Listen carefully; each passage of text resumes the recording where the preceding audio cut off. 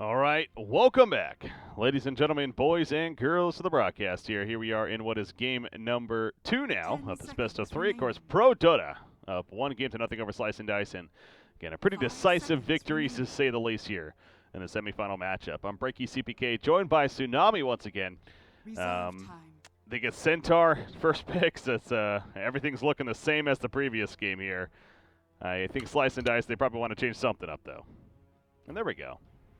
Rubik. Okay, they'll take the Rubik this time. I'm just happy that respect bans haven't been a thing like both days that we've been casting, because I am kind of sick of seeing Slardart and Earth Spirit and Keeper, to be honest, and Lone Druid. I'm sick of all 4 of those heroes, because we see plenty of them in competitive Dota. But in the opens, anything goes. And the Spirit Breaker that Slice and Dice was running, it was working to great success in the previous series that we casted versus Horde. And then not as much success in this game 1. So I don't really know if Slice and Dice is going to go for it yet again. Yeah. And in addition to that, I don't really think Skywrath was the hero. It was, it's a good tri-lane hero, but it was basically useless after the first 10 minutes of the game, which is to say 50% of the game, seeing as how it ended in like 20 minutes. But yeah. Nightstalker, on the other hand, yeah, that's a hero that can stay relevant much longer. Yeah, still brings, obviously, at least when the first nighttime falls, that brings a lot of that scary presence of all of a sudden they need to be looking out for yourselves. But again, clearly Prodota GaminG was ready for that last time around. So I'm not saying Slice and Dice should stay away from wanting to be aggressive necessarily, but obviously Prodota is up for the challenge, and you have to keep that in mind. But the idea of seeing another tri-lane here is definitely possible. I mean, Rubik, I guess we're trying to see a core Nightstalker here. Or I guess he could be playing the 4 position, right? Yeah, it'll be either roaming or possibly jungling, but knowing Slice and Dice, it'll probably be a roaming. Okay.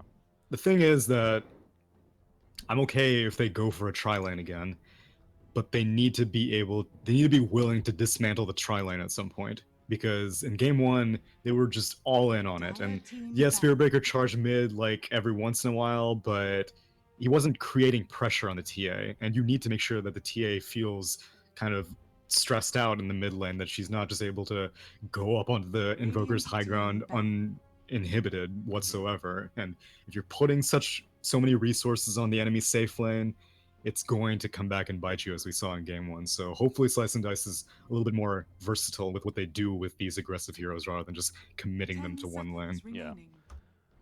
The Witch Doctor for Prodota. Again, speaking of wanting to be aggressive, obviously kind of fits that theme as well. So she's following bans now, Vengeful Spirit, and so on. Of course, she was useful in the previous series for Slice and Dice.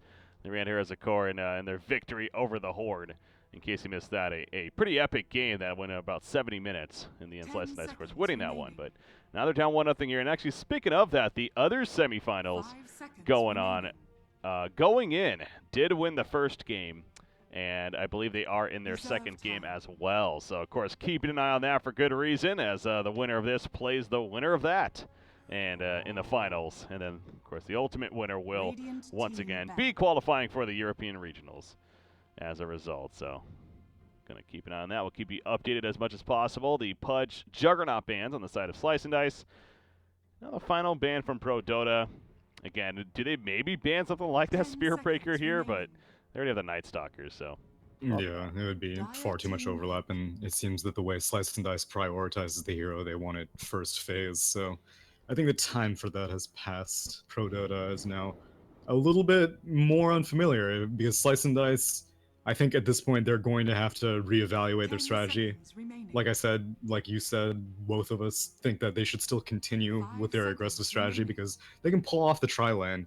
It's just what happens after the tri-lane that's the problem. So some other heroes that are either more self-sufficient in lane, like the Invoker TA matchup was just so heavily favored for Prodota GaminG that Invoker, I mean, it doesn't matter, like, unless if you're Miracle, you're not going to be able to outshine the enemy TA that easily. So someone who can create pressure to both the off lane and the mid lane is hopefully what Slice and Dice prioritizes. Yeah. I have to put a lot of thought into this third pick here. 40 seconds only remaining of reserve time, so Clearly they know how critical this is, and again, it's always gonna suck to lose a game in a series, but knowing that you've got this far to a semifinals and then only to be dropped out, let alone the finals for that matter, because again, you win or get nothing essentially out of it, other than of course the experience along the way. But it's quite the grind, so understandable that taking as much time as possible here. Really want to make sure they're confident with their pick. The Darkseer is eventually what they come out with, but the snap lifestealer response by Prodota. Clearly they had an idea of what they wanted, and you got a nice transport and centaur there already. Yeah, I'm actually surprised that Slice and Dice opted to ban out a Juggernaut instead of the Lifestealer, because in Tier 1 competitive, as soon as you see a Centaur, you are immediately like, well, great, Lifestealer is going to follow up almost certainly afterwards. But Darkseer is not a bad preemptive response if you're expecting it. Obviously, Surge is very useful, being able to help protect your supports or being able to protect yourself, and Nightstalker is already pretty good at dealing with a Lifestealer because silence range is basically like a little bit longer or just about the same range as whenever an enemy is under darkness, and so if you're fast, you should be able to beat the Lifestealer before he can rage, before he can infest. Again, it all comes down to how good of a start this Nightstalker has early on and how much time he's willing to spend roaming and bullying the Lifestealer, because Slark is not a very self-sufficient laner, and Rubik, he's a somewhat good support in a tri-lane situation, but in a dual lane situation against a Centaur and against maybe some other roaming hero, if Prodota goes for some other roamer of their own, Rubik can't really be the best babysitter for a Slark. Io coming out for Prodota. All right, that's been a while, I feel like, since we've seen a Wisp. We haven't seen it yet in these qualifiers. I think it's because Wisp is a pretty difficult hero to coordinate with. You need practice whenever you're playing a Wisp. You and the carry that you're playing with, you need to like be on the same page constantly. And voice comms can only take you so far. You really need to like be able to practice the combo, especially with a Lifestealer, because it's very difficult to time your tethers because you can't tether him when he's raged. And so if he's trying to escape and you're trying to go for like a relocate save and he rages, then too bad. He's going to not be able to get relocate saved. So it takes some coordination. Yeah. Yeah, that can be a little scary sometimes. So, but yeah, definitely one of the more needing to be coordinated heroes, no doubt, in the game. But again, Prodota, they are a little bit newer of a team together, as I was mentioning, and I'm kind of curious who's going to be playing it. Will it be Insania or Come With Me, who's even newer to the team? So yeah, that'll be interesting to see who ends up with it, though. Storm Spirit, the final pick for Prodota, so they got a zippity-zappity middle option here. So it's flying around the map. Doesn't know who he's going to be matched up against yet, though, you figure. Yeah, not quite. And Storm Spirit's another hero who will have issues with Nightstalker Silence, but looks like Protota's not concerned. They see this Nightstalker and they're like, whatever, you're going to play it the same way that you played that Spirit Breaker, although Slice and Dice go for yet another silence, so yeah, they are definitely, they want to be aggressive again. These are going to be probably an early Blink Dagger on Puck, may go the Veil, but I would be surprised. I think Blink Dagger first is the better option, and I mean, First Night is going to be a very telling display of how Slice and Dice are going to fare this game. What another finish of this draft right here. Again, a couple of curveballs throughout, but these open qualifiers have definitely proven to present that quite a bit. So, Prodota, they're the ones that are up 1-0. In a sense, they're the ones with a little bit less pressure even on them. Obviously, Slice and Dice playing on their tournament lives, although really all these teams have been doing that up until this point. Obviously, all being best of one, so it's not like they're not used to, quote-unquote, that pressure there, but we'll be in a pause to start things off. Good old strat pause here, I'm sure. Talking over what they want to be doing. It is going to be Come With Me playing the Wisp right here. So again, it goes back to he joined the team very recently here. And you were talking about the idea of coordination and everything, and that how that could be an effect, an issue even, if you're not on top of it. So definitely keep an eye onto him. Not that, for all I know, he plays this hero very, very often, and maybe he has history playing with a lot of these players, just not on maybe necessarily the quote-unquote professional team here, so. But yeah, we'll keep an eye on it. Actually, looking at his Dota buff, guess what his #1 played hero is? It is Wisp, really? You are correct. Huh. Well, that's not typical. No, it's very atypical, actually. Yeah. Okay. Especially because he hasn't actually played Wisp in a while. Based on last time Come With Me was playing was in WESG, I guess playing for Team Romania, Oh, okay. and I don't see particularly many Wisp games, so this is a return to form, but it's definitely a signature hero for him, evidently. Yeah, he has history playing it. That's the important thing. So, okay, so definitely worth noting there that you know, he's not, again, he's kind of one of these heroes. It's like an Invoker. You don't just throw somebody on it, being like, all right, do your thing on Invoker. Wait, I've never played the hero. Don't worry, it's easy. You just press a couple buttons and smash them, really. So, yeah, you know, you want to make sure you're comfortable on the hero. So it seems like he is, though. And same thing for the Storm Spirit also. Storm Spirit in these most recent patches, I know, has fallen out of favor for a lot of Storm spammers, especially with the prevalence of roots and stuff like that, and obviously the nerfs to Ball Lightning, but we've seen time and time again that a seasoned player can just persevere through those nerfs and still run roughshod on the enemy team if they get a good start. Mickey, I will say, coming from his history as a player, and again, he actually, the equivalent of this hero, what was on, he actually played it quite a bit as well. And he is, as I was mentioning with Insania being an aggressive support, Mickey is just your balls to the wall mid player usually as well. So Storm Spirit kind of fits that theme.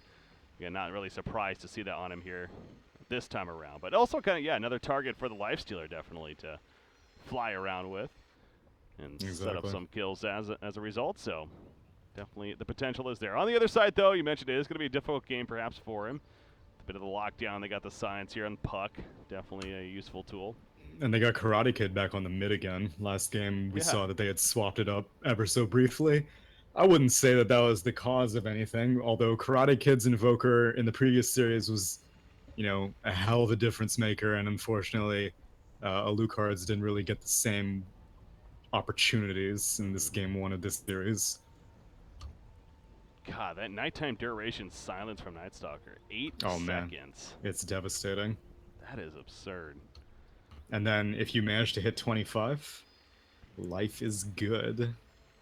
What does he get there? What is that? 8-second crippling fear cooldown. Oh my gosh. Wait, what? Yep. That's like overkill at that point. You just apply it to 2 different targets. Yeah, oh my gosh. And one of the most underrated parts of Crippling Fear is, I mean, the silence is obviously amazing, but it's also a 50% miss chance at nighttime. And so even though you'll like see a carry like a Sven, and you'll be like, well, whatever, he used Warcry, God Strength, and his Stormhammer, I don't need to silence him. You should, because it's not about the silence. Sometimes it's about the miss chance. So this game, it won't be as useful because Lifestealer, like, you know, if he's silenced, he's probably screwed regardless, miss chance or otherwise. And same thing with the Storm Spirit, but still something that viewers should keep in mind whenever they play Night Stalker. Absolutely. No, that's definitely worth keeping in mind. Once again, just like the first game, Prodota on top of getting out there ASAP and getting that vision down. You see at the bottom lane, placed here to see who's going to be in the lane, and at the top lane, they get one basically at the bounty area up top here. So, yeah, very much making a point. And they see Dire place this offlane ward, so that's going to get countered out. Poor Darkseer is not going to have very much vision. Anyone have a sentry right now? Or not yet, but no rush. Okay. Yeah, they're pretty confident that it's there, though, so yeah, they'll be able to take care of that here in the near future. Yeah, the other thing about seeing a Wisp here, again, I really haven't seen a lot of it, so I never get the chance to bring this up, but you know, with this new bounty rune system, it does feel like that Wisp potentially is going to be that much stronger because of having that bottle early on, and the idea that he goes and uses that for quick regen, basically, of the bottle. It's true. Same thing with Shrines as well. Both of them were pretty big impacts, and the talent changes really heavily favor IO as well. I was surprised that whenever 7.0 came out that IO just didn't shoot up to, you know, top tier, because, you know, that 10 mana regen talent at level 15, that's amazing whenever you're tethered to a target, especially a target who's so mana hungry like a Storm Spirit. Just a few seconds and he's ready to rock and roll again. And, you know, if you manage to hit level 20, which is kind of a long shot for an IO, but still, his talents are very good. Yeah. Okay, so the counter ward, look at that. Successful there off the bat. Well played by Prodota. Now Insania will box out Jafar here, playing that Darkseer. At least as much as he can. And yeah, again, Jafar now playing back in the offlane. It's really interesting how they just swap things up depending, I guess, whatever hero they have. a little more comfortable on. So continuing to do so. Alucard, though, playing that Slark at the top lane. He is having absolute free farm as Centaur realizing that there's 3 up there. Why would he bother? He's going to instead go into the jungle and try to kill one of his brothers. He did not skill for this, though. He has no points in return, and no points in double edge, and no Iron Talon. So he sees the 3 heroes. He doesn't give up first blood, so that's part of it, but he's not really equipped to go straight into the jungle. And right now, the Rubik and the Night Stalker are like, where the hell is this dude? Is he ever going to come to lane or what? Yeah, he's just going to sit in the jungle doing his thing and be fine for now, so. Sorry, I'm getting distracted here. There's some busy stuff going on here at the BTS studio. We're getting ready, obviously, for the big regional qualifiers coming up here. Definitely have some big plans at the hub, so looking forward to that. But anyways, back to this game. Mickey here on that Storm Spirit against Karate Kid on Puck. Love that name, by the way, the Karate Kid. Even the way he spells it, Karate Kid. I've been trying to find a sweep the leg moment opening, but I just haven't been able to get it yet. So if you find one, please go for it. But how's this going here? 11-4 versus the 6-4 Puck. Again, I ask, is this really a matchup where maybe it does favor the Storm Spirit you'd expect, or? Slightly. It's depending on how the Puck wants to play it. If you go very aggressive early on, then you can sometimes discourage the Storm Spirit, because the main thing is you need to play around phase shift. Whenever Storm Spirit tosses an overloaded right click at you, you need to phase shift it, and then Storm Spirit needs to decide, well, do I want to continue trying to harass the Puck, or do I just go for a last hit instead? Look at Night Stalker as well as Rubik. They've kind of just been roaming around a bit. They're really trying to find that Centaur, but currently Centaur's sitting back at base, got the region. He has a poor man shield he's picked up right here. And the Quelling Blade delivered to him, so he's going to port back to the top lane. And he is going to make his way out now, so maybe this is going to be an opportunity as soon as they see that where, oh, they actually want to make a play in the middle here. But Io is nearby, so yeah, there comes the tether, seeing that the gank attempt is being had by Mickey. He's going to back over a turn kill. The face shift comes out, but actually Night Stalker's in trouble. Mickey will get the turn kill on one, gets the turn kill on two, a double kill. And the regen kicking in from the bottle as well, and this is going to be a triple kill. On top of it, Come With Me gets credit for that last kill, but it might as well have been a hat trick, really for the 2 of them. Beautiful play on both parts. I can't believe he survived. Well played by Come With Me. I mean, Mickey was obviously nerves of steel, but that shows experience on an IO being able to put those spirits. It's level 2 spirits, being able to, like, that's also kind of risky as an IO, because sometimes you need that point in overcharge early on. Otherwise, you have no easy way of decreasing your HP, so whenever you tether to someone, you'll just not be able to regen them anything because it scales off of your own regen. Yeah. And so taking 2 points in spirits early on is a risky maneuver, and damn, it paid off. Freaking 3 hero turnaround.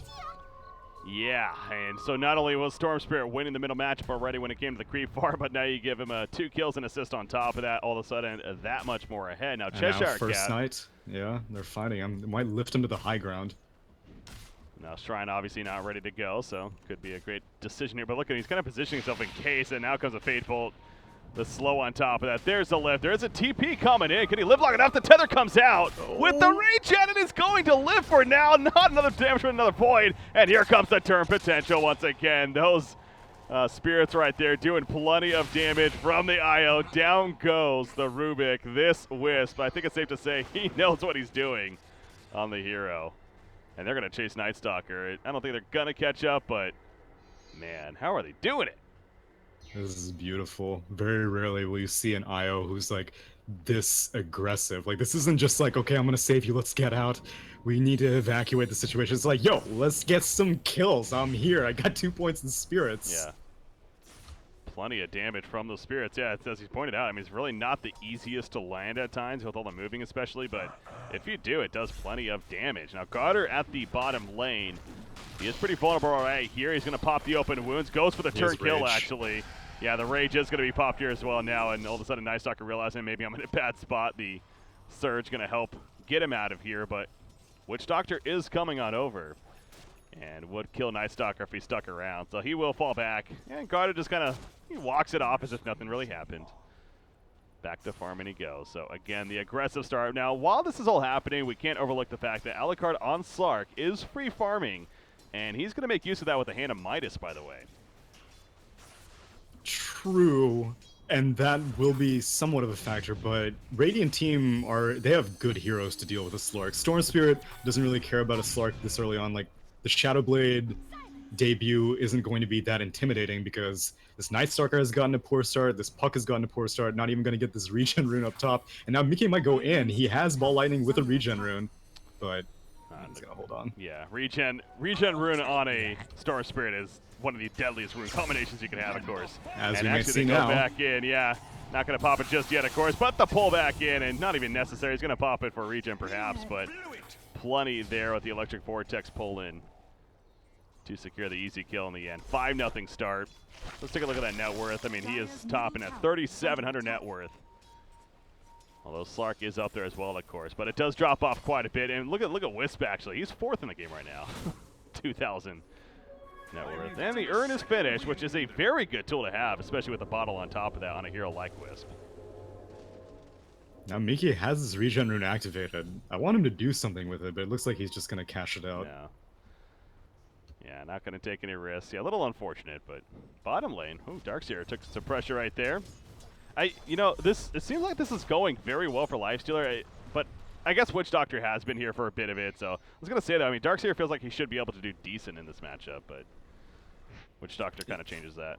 Yeah, especially that taking away that ward early on really scared off the Darkseer, because even something like the IO coming in can be pretty intimidating, and IO hasn't come to the bot lane a single time yet. Now they're going back in on bot lane, but Rage too fast, no silence. Yeah, he's good. He just ports back to base, and this is a sad Night Stalker. Yeah. This dude has not been able to get any luck in any lanes. He's level 3 right now. He finds the Witch Doctor hiding, so this might help. Yeah. Oh, what a block!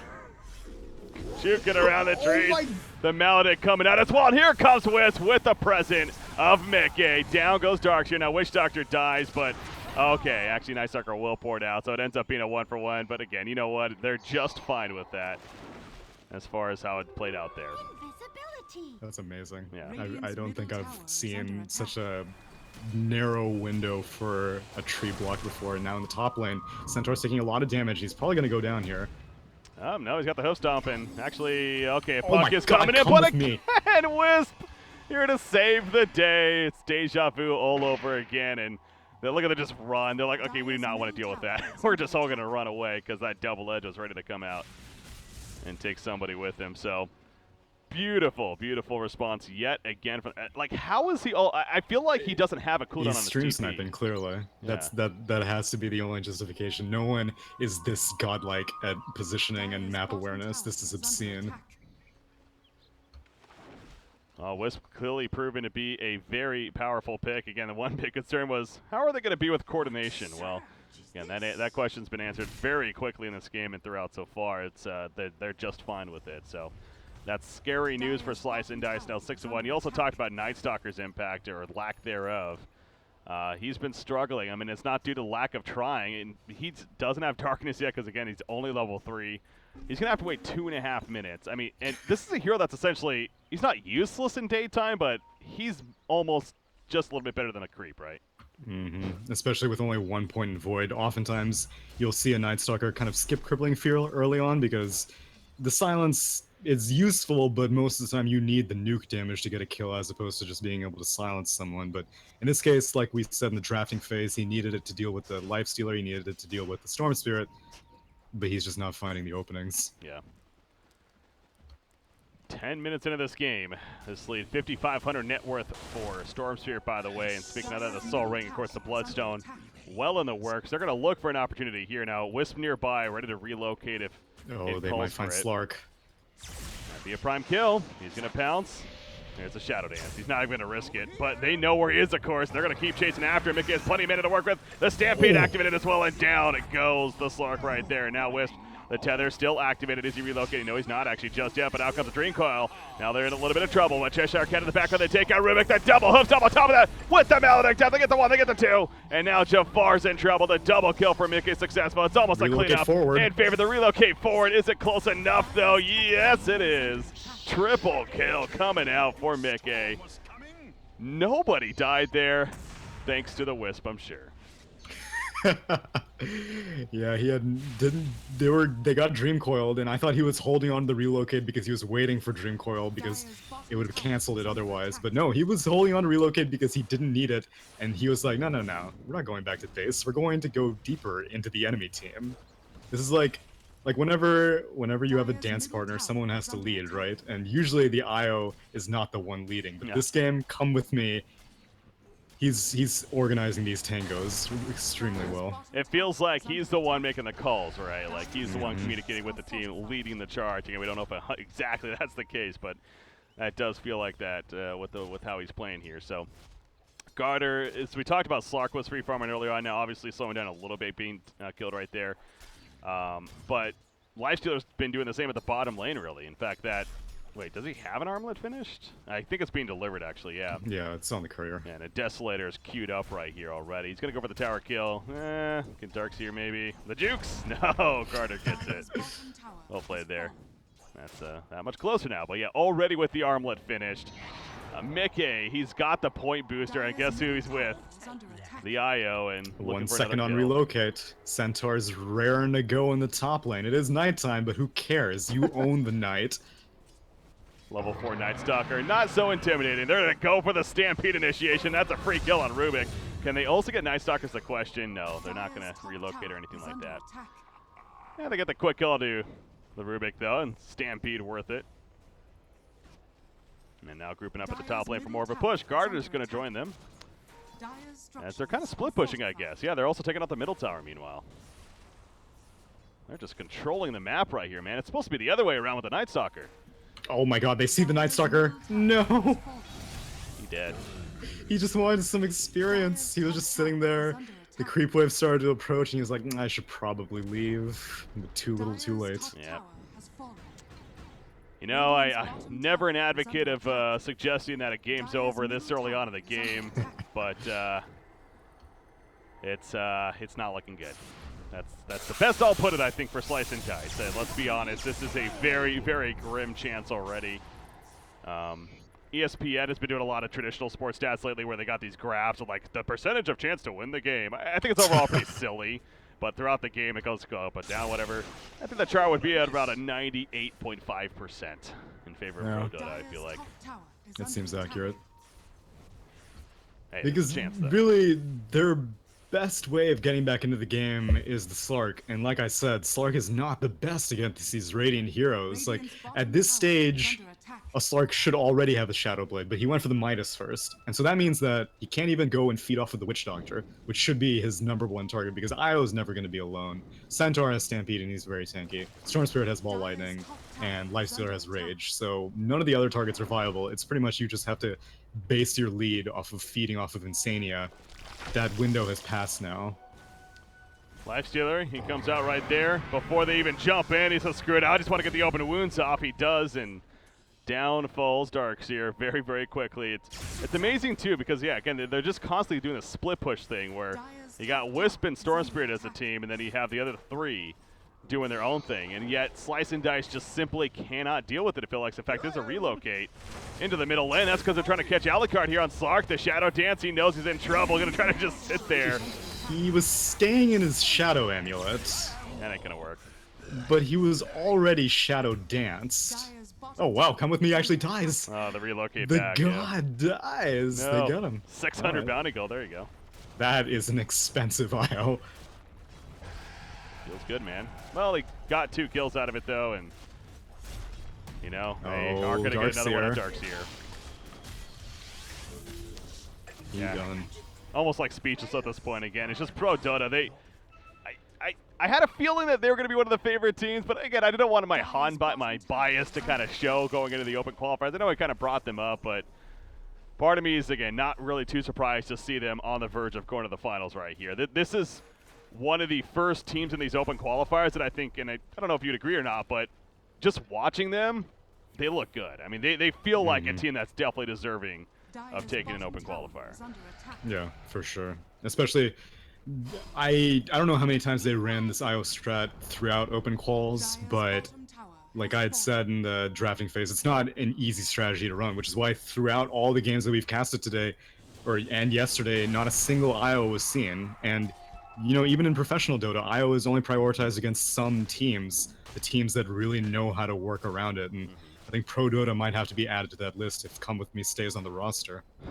Well, still not over just yet. Slice and Dice obviously going to do what they can, but Darkseer again in trouble. Out comes the Death Ward now. No Maledict though, so actually he's going to be fine. Never mind, Mickey's here. Never mind. And IO, where did he relocate from though? So let's see if he could be in trouble. Puck's like, screw this, I want some kills, damn it. Dream Kill coming on the back on the Witch Doctor, but he needs to get the hell out of there now. It's Rubik, he can't do the same as easy. He will end up falling. It looks like he just relocates back to the middle actually with Witch Doctor. And they're just going to push this out now too. So the movement is just insane. 19-2 lead. Is Night Stalker even level 6 yet? Okay, he is. He actually popped Darkness right there, so that's why it is nighttime, but I don't think they're really worried at this point about a level 6 Night Stalker here.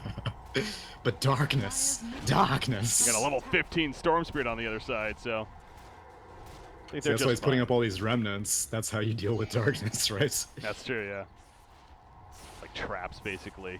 All right, well, middle tower kill. Again, was this a draft issue, or was this just outplay? I think it's outplay. I mean, part of the drafting, they kind of maybe... I don't know how comfortable they're going on Storm Spirit with... That's nothing. I don't know how comfortable Slice and Dice is on the Night Stalker. I don't know how comfortable they are on the Puck. But I hope that they didn't just draft these heroes because of their utility against a hero like a Lifestealer and then Puck getting picked after the Storm Spirit. I hope they didn't pick that matchup just because they thought the Puck could be more useful late game. In these elimination situations, you want to go for comfort heroes. And, I mean, they haven't really played poorly on any of these heroes, but definitely, like, Karate Kid's not nearly as impactful as he was on the Invoker. And Meteor Bob, he was the Spirit Breaker player historically, was he? Or he played Pudge that one game. He was the Pudge, yeah, the first game. But, I mean, he's not having nearly the same impact this game on the Night Stalker. And it's a difficult hero, but you need to know what you're getting yourself into if you draft it.